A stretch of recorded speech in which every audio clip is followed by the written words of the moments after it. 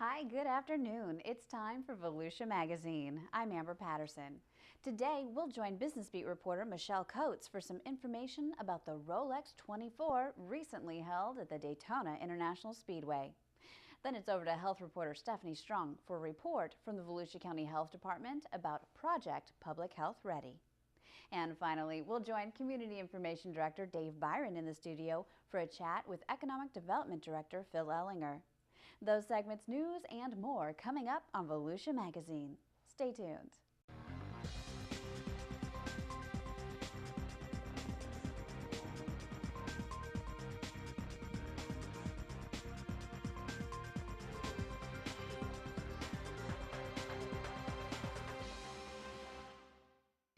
The Sunrail Central Florida Commuter Rail Project took another major step forward last week with an official groundbreaking event that included federal, state, and local officials.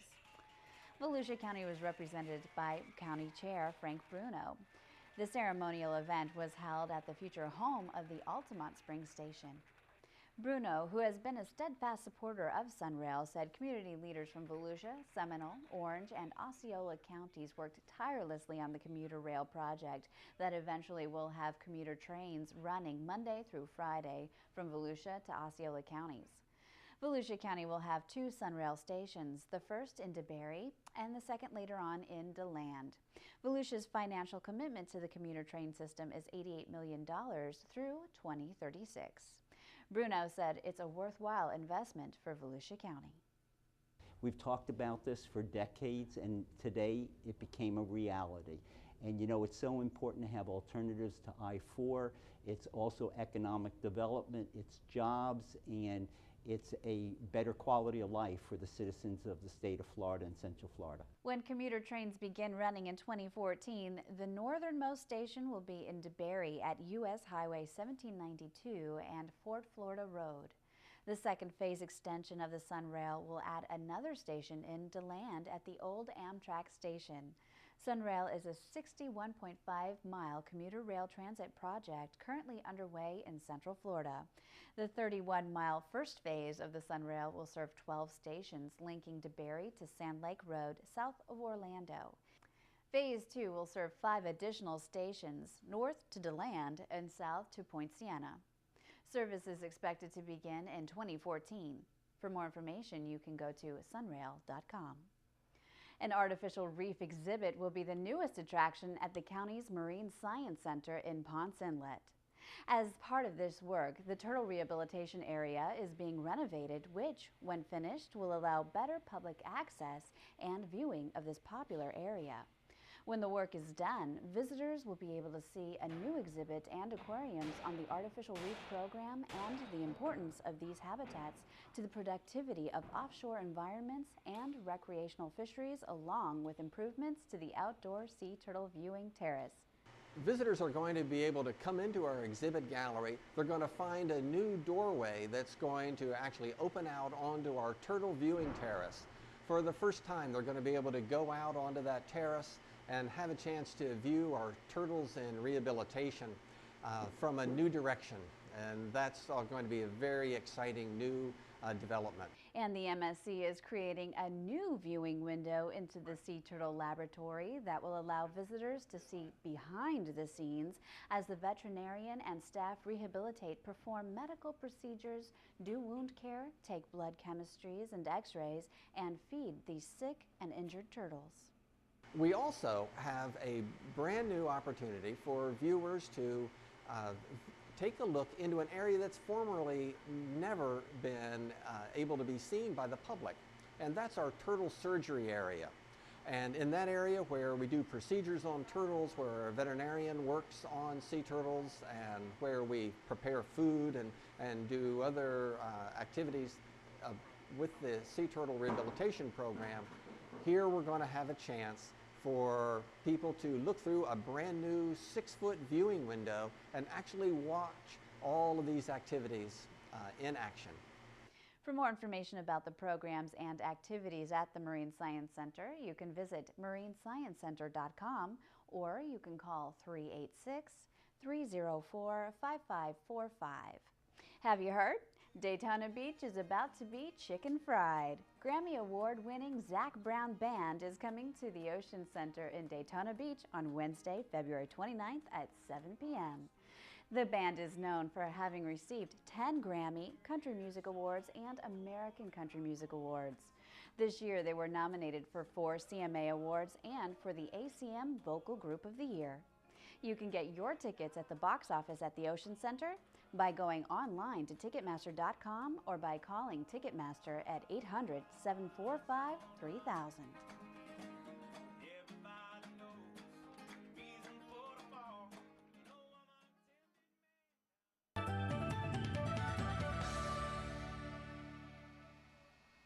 Hi, I'm Joyce Cusack, Volusia County Council member at large.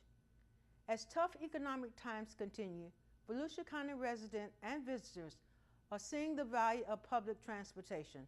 During the last fiscal year, VoTran had more than 3.5 million boardings. VoTran offers a variety of services, including fixed route buses, a beachside trolley, van pooling, and a gold service for people who can't ride fixed route buses due to disability or age. At $1.25 a ride, VoTran drives a great bargain. For more information about VoTran, visit votran.org. And now we join Michelle Coates for the Business Beat at Daytona International Speedway for the 50th anniversary of the Rolex 24, one of the highest attended events in its history.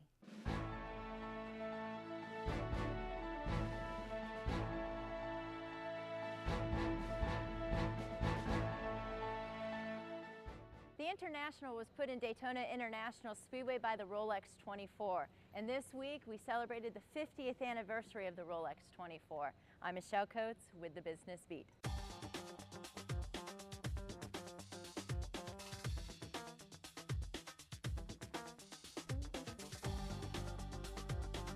Beginning with the first race in 1962, the event has boasted drivers from around the globe. Some of the top sports car and Formula One drivers representing New Zealand, Scotland, South Africa, Spain, Belgium, Europe, Brazil, Portugal, and more have participated. We spoke to Andrew Booth with Daytona Beach International Speedway. It's a very exciting time here at the Speedway. We've been working up to the 50th anniversary of the Rolex 24 since last year's Rolex 24. We announced at last year's Rolex 24 that we were going to be hunting down every past winning overall champion car, and we've done that for the last year. The 50th anniversary event has been deemed a great success by all involved. Hotels and restaurants were hopping with business, and the Speedway infield was filled to capacity during the race. Ticket sales and occupancy rates reportedly were up 20%. We've just had a tremendous amount of buzz and excitement about this race for the last year. We've just never seen the kind of advanced sales for the event that we have in previous years. Not just fans fill the area's hotels and restaurants, teams bring in quite a few folks too. According to track officials, each race team competes with 4 or 5 drivers per car. A typical 2-car setup includes 28 crew members, 8 drivers, 2 transporters, 100 sets of tires, 20 hotel rooms, and roughly 500 gallons of fuel per car. For the Rolex 24, what makes it unique is, traditionally you only have 2 drivers in a Grand Am race for the most part. But for the 24-hour race here, they need to bring in extra drivers. So you'll see a lot of moonlighting drivers from different series or all over the world, from Formula One, IndyCar, and NASCAR, because the teams are about 3 or 4 drivers. 29 past overall winning Rolex 24 at Daytona Championship cars returned to Daytona International Speedway for the 50th anniversary. And 47 champion drivers traveled from all over the world to celebrate the weekend. Over half those drivers participated in this year's grueling twice-around-the-clock challenge. And what you're going to see with all the cars here in the same place, and 29 of them, is it'll give you a picture of the evolution of the sports car from what it was back in 1962 to the prototype era that we're in today. And fans will be able to see how everything has evolved and changed through the years.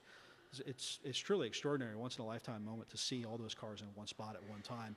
The special activities brought out maximum crowds estimated at 60 to 80,000, a tremendous increase over the estimated 18,000 who attended the inaugural race, then known as the Daytona Continental in 1962. Everybody is very excited about this in the sport, whether you're a driver, a manufacturer, a fan, promoter, everybody's pumped up for it. The Rolex 24 has brought racers from across the world to our community for over 50 years. The anniversary events thrilled Rolex old-timers returning to the area and lured new fans to the sport, all while showcasing Volusia County as the world's center of racing. Hopefully, that trend will continue through the rest of Speed Weeks.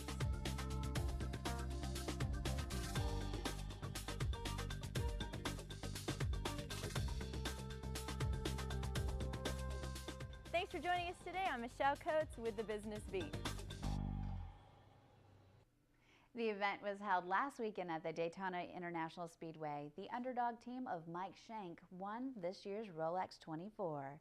Drivers of the number 60 Ford were A.J. Allmendinger of USA, Justin Wilson of England, John Pugh of USA, and Oswaldo Negri of Brazil. For more information, you can log on to DaytonaInternationalSpeedway.com. The Volusia County Health Department earned a special recognition recently. It's now nationally recognized for preparedness planning. Stephanie Strong explains in this segment of Community Health Matters.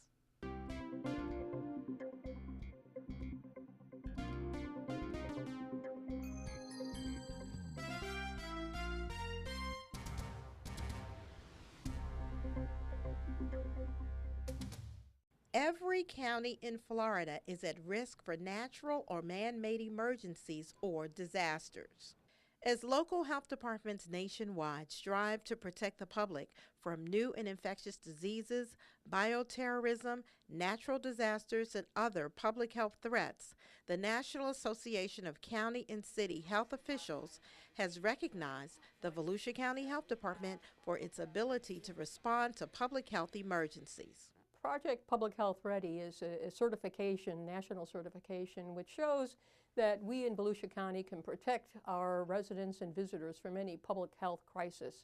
It's really a reflection not only of the health department, but the dedication and passion and really expertise of all of our community partners coming together to become certified in Public Health Ready. Florida was the first state to coordinate this national public health program at the statewide level and encourages all of its county health departments to participate. Our EpiStrike team members will be giving out masks and just getting some information in regards to their symptoms. Local health departments recognized by Project Public Health Ready undergo a thorough evaluation process by peer review. Project Public Health Ready required the Volusia County Health Department to meet expectations in public health preparedness in 3 key areas: preparedness planning, workforce competency, and demonstration of all hazards readiness through exercises or a response to a real event. The key issue for planning is that we're all in this together. You've seen FEMA this year take what they call the whole community approach, and that's the approach that we just have to take. No one agency, no one governmental agency, no independent agency, no faith-based organization, nobody can handle all of this or a disaster by themselves. We need each other. We've got to work together. You know, you go back to the hurricane times, you've got flooding. You all helped us with flooding. You all helped us with mold. You all helped us with mosquito stuff. You know, there's all kinds of things that come out of disasters, and that's why we all come together. We integrate our plans so that we know what we can rely on this partnership for. This national recognition confirms that the Volusia County Health Department has an emergency response plan in place. The plan is connected to other jurisdictional emergency response plans. Agency staff members are trained, and the plan is exercised and used during public health emergencies. But what about you? Are you prepared for an emergency? Make your plans today. Visit www.floridadisaster.org. For Volusia Magazine and on behalf of the Volusia County Health Department, your guide to better health, I'm Public Information Officer Stephanie Strong. If you have any questions about this or any other health-related issues, you can always log on to volusiahealth.com. And now let's join our very own Community Information Director, Dave Byron, in the studio for an in-depth discussion with studio guest, Volusia County Economic Development Director, Phil Ehlinger. They'll be chatting about Volusia County's outlook.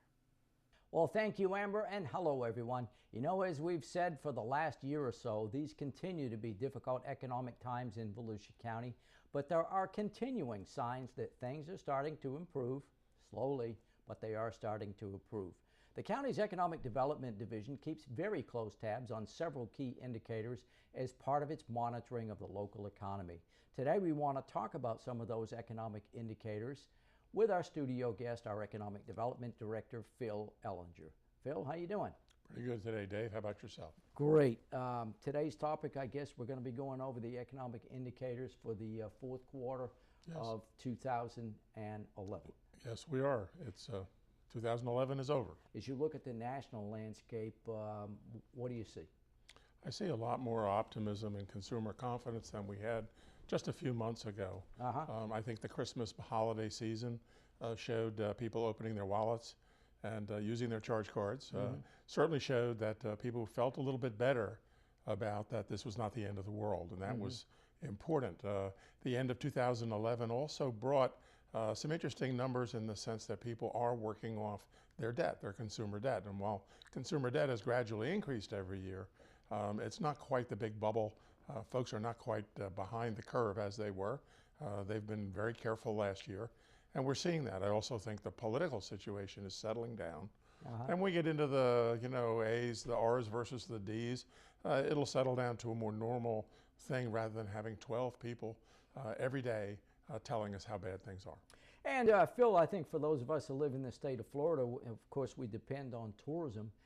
From what I'm seeing and hearing, tourism on a statewide perspective is starting to rebound. I think, for example, in Orlando, they're doing quite well in Orlando.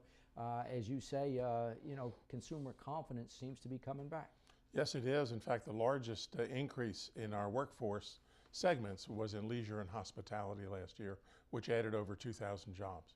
So that's very positive. Phil, one of the things that we've talked about in these quarterly interviews that we conduct is we've talked about new paradigms or new norms, if you will. And maybe what we're seeing on a national and even local basis is people are adjusting to the new economic realities, and what was a norm maybe 5-10 years ago perhaps is not a norm today. That's correct. People are adjusting that the reality or the stability is of a stability of today. They're not necessarily saying, well, when are we going to get back to the bubble times of 2007? They're adjusting to where it is. Phil, one of the other things that we've said all year long last year, we talked 4 times last year, is that the recovery across the country and here in Volusia County, it is taking place, but it's a slow, gradual, it's not going to hit you in the face kind of recovery. It's going to be a long climb, I guess, is what we've said. It's still looking that way. There's a lot more optimism. We see a lot every day. Right. But that's still going to take a long time. Someone has to deal with all that loss of real estate value, the loss of value in the stock market. Who ultimately shoulders those losses has yet to be determined. Right. And that's going to be a damper for quite a while. There's also a mismatch between the jobs that we need and the people who are looking for work. So training is also going to take some time. Phil, a number of things that you look at, among the number of things that you look at are housing starts and commercial permit activity. As you wrapped up 2011, looking at the new construction figures, let's talk about residential. Nowhere near what it used to be, but not bad. Nowhere near what it used to be. Certainly off even from 2011 was less than 2010. But we're seeing, it appears to be more even quarterly numbers compared to quarter. I would suspect that and we've always said we're not really sure whether we're at the bottom or are we bumping along. Right. I think we're at the bottom now. We see home prices actually starting to increase in certain areas of the county, not overall, but certain areas here and there. The gated communities, the nicer developments are seeing more activity than we did before. And until all that old inventory and all those foreclosures and all those folks that have just walked away from their homes, until that inventory gets absorbed, we're not going to see a big change. Resales are taking place. The problem is no one knows how big the inventory is. Right. We had someone just ask a question of me last week about how big is the shadow inventory, Right. being the ones that haven't even started foreclosure. And there's no way to know that. Right. We do know that the number of foreclosures started did jump up in the last quarter as the banks are finally getting around to doing some of this stuff. But we have no idea. You know, the average foreclosure time in Volusia County is over 2 years. Wow. From the time you start it until the time you do it. So we're in this for another 3 or 4 years. You know, one of the other things that's interesting, I think, Phil, as you look at the construction market, in the last issue of Economic Development Quarterly produced by the county, we had a story on building permit activities, and some of the builders are saying that they're now into rehabs, but some pretty substantial renovation projects, which indicates that people are staying in their homes. Maybe they can't get rid of them, so now they're putting some good money into them to make them the way they want them. That's absolutely true, and don't forget, part of that is also driven by the fact that mortgages are hard to find today. Right. So it is cheaper if you have the cash, fix up the house that you're in, and deal with what it is that you do have, rather than maybe make a change. How do you, Phil, how do you think from a national point of view the change in the housing market has changed people's expectations and habits? For example, you know, it used to be that, you know, you could buy a home, you could keep it for 5 or 10 years, it would increase substantially in value, then you could sell that home, make a profit, buy another home, you know, maybe get a bigger home, and that was part of people's kind of their economic plan, if you will. Well, now, you know, these houses are hard to get rid of. You can't make any money off them. So, you know, I've heard you say that's making people less mobile. It is. Our society is less mobile today than it's been since World War II. There's a variety of things. Even if you wanted to try to get some equity out of your house, you can't sell the house. Right. You have the difficulty in valuation. It used to be, for most people, that was their retirement nest egg. Exactly. And they moved and they did it. They didn't feel, if you got offered a job in North Carolina and you lived in Florida and you wanted to take it, you did it. If you offered a job in Florida and you lived in New York, you didn't have a problem selling your house within 3 or 4 months. Or the company would pick it up. Remember, there used to be programs, and I'm sure we remember of those, where the company would buy your house and move you because they knew. They can't do that because they don't know what it's worth. So it's really hampered that. It's hampered the fact that people, as they are immobile, creates a job shortage. Right. Because people in certain areas can't hire or can't find the people that they need. Hey, Phil, what about on the commercial side? What do your numbers tell you on the commercial construction side? Commercial has has slowed down. That generally follows rooftops as new construction and new developments stay quiet. Right. There's no need for those kinds of commercial and retail establishments. There certainly were a lot of them built, and we can ride down the roads and see a lot of empty retail space. Right. So that's going to get filled up. We are seeing some newer stuff, particularly in rental apartment markets, and that will drive a certain amount of new construction. Phil, let's look at the job picture. First of all, the unemployment rate in Volusia County. What's the story there? Our unemployment rate has declined from a year ago, or actually considerably, by about 2%. That's good. That's about 4,000 or 5,000 people back to work that have not been working. That's a good thing. One of the unique things about Volusia County, when that occurred to me and I start to follow these statistics, not that I'm an economist, but I do look at the numbers, is that we talk about the national job picture all the time and how many jobs we've lost nationally, and now they're starting to come back. Through this whole recession, Volusia's total workforce has been stable, actually increased very slightly. Now, the jobs that people are working at are different than the ones that they were. Right. Leisure and hospitality, healthcare, business services, professional services, even a little bit of increase in retail, believe it or not, where construction took the big hit. So our workforce has stayed stable. We haven't lost a lot of jobs. Our workforce is growing slightly. That's a good thing. Right. So I think that we're going to be better prepared if we keep focusing on training our existing folks to take advantage of the jobs we have. I think we're going to be better able to take advantage of the recovery. Phil, one of the other statistics that you look at when you look at the job picture is you look at how much money people are making. What's the story in terms of wages in Volusia County? Increased slightly over the last year, not a whole lot, didn't decline. Right. The declines actually were in the higher ends. If you looked at some of the professional folks, their incomes were down. Now maybe the doctor didn't have as many patients, or the people have cut back on their dental work, and we know all those things are true.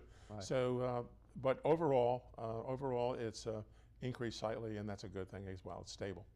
Well, of course, you know, we predicted that, you know, sooner or later, all of the cutbacks in government jobs from a national level, but particularly here in the state of Florida, statewide, counties, cities, a lot of those jurisdictions, including ours, have cut back substantially on the number of employed people. Are the number of jobs in the public sector, the shrinking number of jobs, is that showing up in the picture now? Not really, because what happened was, you know, Volusia County was one of the pioneers in letting attrition reduce the size of the workforce. That people voluntarily left because of retirement or having babies or whatever, for whatever reason, or taking care of their kids. Right. And those jobs just were not filled. That's as gentle a way to reduce your workforce as anyone can figure, which means those people are either not working or they found other work on their own. Right.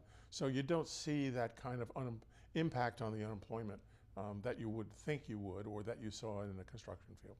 I know you mentioned training, Phil. You have a very close relationship with Daytona State College, the workforce group in Volusia County, Embry-Riddle, a lot of the colleges and universities. There are a lot of training programs out there for people that want new skills. There are many, many training programs, between on-the-job training or training for new skills. It's there, and through the Workforce Development Board, Center for Business Excellence, and the one-stop career centers, if someone was watching and saying, well, yeah, how do I get retrained? That's where to go. Say, this is what I need to look into. I need to find out, because guess what? My skills are rusty. What's also unfortunate, Dave, is that the longer people are out of work, the more their skills no longer match the jobs that are showing up. So that training is really important. It is there. We've been very fortunate. The state of Florida and the federal government has applied a lot of money to making sure it's available. Phil, your quarterly data is available on the county website for those people that want to get more information, want to look at the report, statistics, all those pieces of information that you have available. How do people get more information? FloridaBusiness, all one word, .org, www.floridabusiness.org. And if they want to call our office, we have the latest edition of the Economic Development Quarterly. Will be out by the end of this week. And our new corporate guide, Volusia, which is a great directory, will also be out at the end of this week. So our number is 386-248-8048, and we'll get you the publication. Phil, I want to thank you very much for sharing the information with us. Our guest today, Phil Ehlinger, the county's Economic Development Director. Thank you, Dave. And with that, we'll go back to you. Thanks, Dave, and thank you for watching Volusia Magazine. If you have any questions about our program, just give us a call at any of the numbers you see listed here, or you can log on to volusia.org. You can also watch the show online. Just go to volusia.org and click on the Volusia Magazine icon. And don't forget to listen to Volusia Today, Volusia County Government's public information radio broadcast. Volusia Today airs every Tuesday and Sunday mornings on the local radio stations you see on your screen. For Volusia Magazine, I'm Amber Patterson. Have a great evening.